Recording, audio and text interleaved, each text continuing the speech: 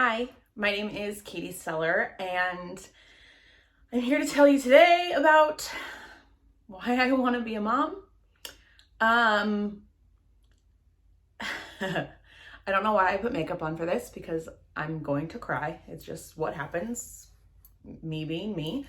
But I decided a few years ago that I was no longer going to wait for somebody else to come along to give me my dream. And being the super ambitious, driven person that I am, it is sometimes, most of the time, hard to find somebody who can sort of balance that, who is also, ambitious and driven, and somebody who also can handle me. And so a few years ago, I decided that I was going to bring my dream to life by myself. I was never the girl who dreamt of a wedding. I was never that girl who had this idea of what my wedding would look like and all of these details that so many people think of as a young girl or person. That wasn't me. While I've grown an aesthetic as an adult that I would love, it was never something that I had planned out. I have, however, had a running list of baby names for as long as I can remember. Again, I don't know why I put makeup on. It has changed over the years, obviously, but that's been the one constant from being a kid that I've always wanted.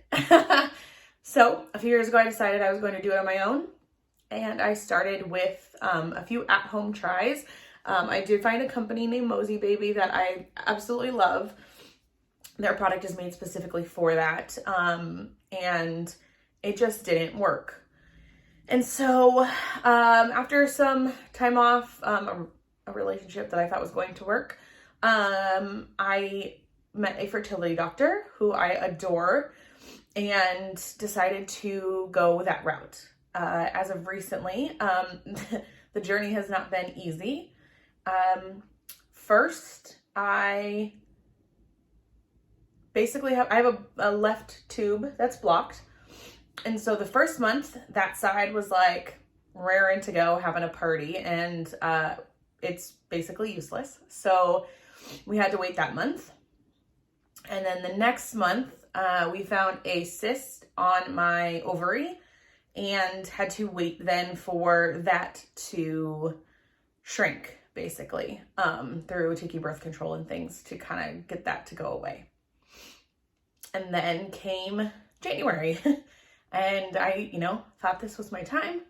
I did a medicated IUI with a doctor, which is basically the step above just like doing it naturally. Tons of meds to like help boost my fertility and things like that. And then her placing the sperm inside my uterus instead of just my cervix, which gives you a better chance. I had the 2-week wait. I had symptoms. I was super bloated. I got sick. The weekend before my pregnancy test, I got sick. So I thought I had to be pregnant.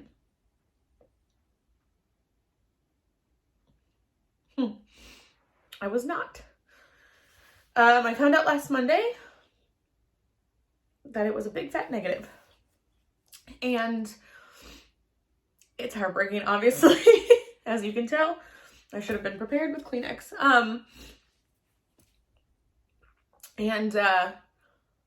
Basically, I pretty quickly had to kind of figure out where I was going next. My donor that I picked, obviously for reasons and want to use him, stopped donating years ago. And so I have one vial left of this donor. So my options were to find another donor just in case and do an IUI this round again. And this could have worked.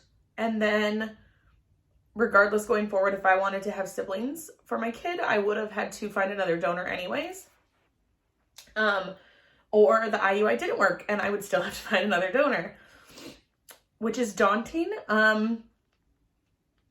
there's not as many donors available as you would think.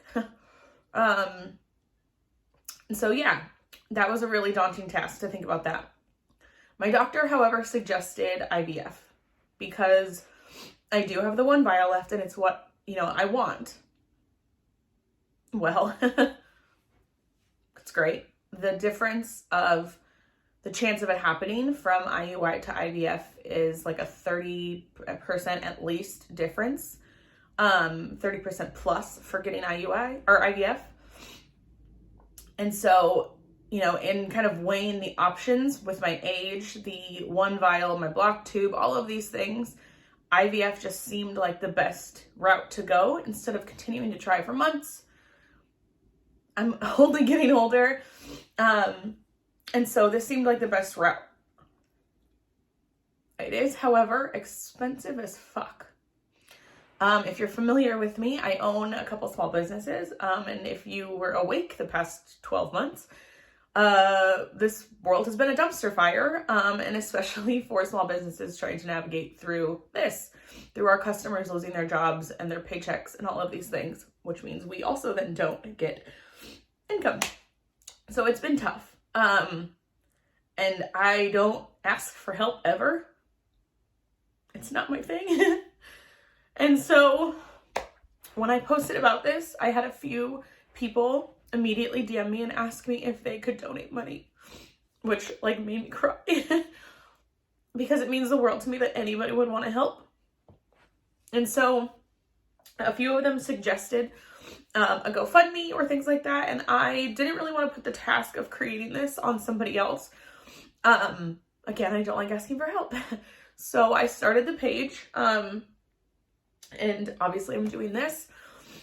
And if you want to donate, I can't even tell you how amazing that would be. In total, on a minimum, IVF is about $25,000, which after 2020, most people don't have lying around. So I am lucky to have amazing parents who are helping. But I don't want them to have to pay in full for a grandchild, So that's why I'm making this. Again, I should have been prepared with Kleenex because I know myself, but that's what this is for. If you would like to donate and help, I would be forever grateful, and I can't tell you how much I would appreciate it. I will be updating the